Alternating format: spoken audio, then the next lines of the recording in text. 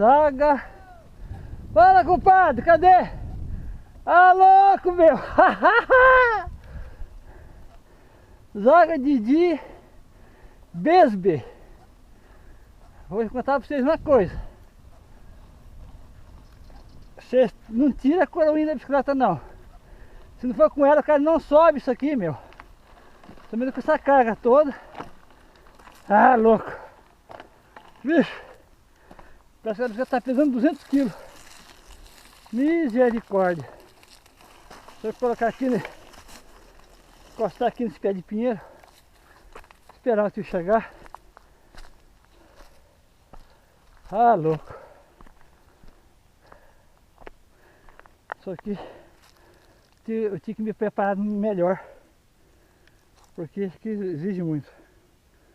Treininho aí que a gente faz. Maracaju. É muito pouco. Deixa eu tirar uma foto aqui nesse lugar. Essa foto aqui vai para o Facebook. A subida não acabou. Fala, compadre! Tem mais, né? Não acabou ainda não. Eu sei! Ah, louco! Tá doido, isso aqui é coisa pra doido. Só que o visual compensa. Essa tá parecendo a do Rio do Rastro.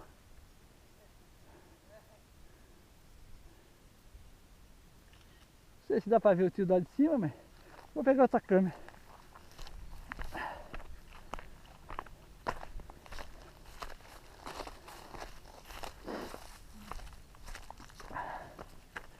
Ah, tá aqui. Olha, a gente fica meio besta. Tô com a câmera aqui atrás da...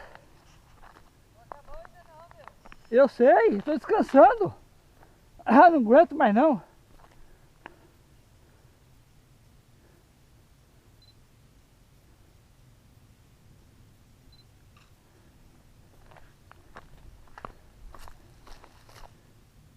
Acho que não tá nem no meio ainda. Não, né?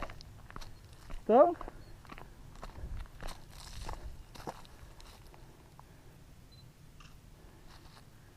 Aí, compadre, vai que vai. Não tá nem no meio ainda, meu. Essa, eu não falei que ela tava esperando? É, mas essa aqui, nós acaba com ela logo.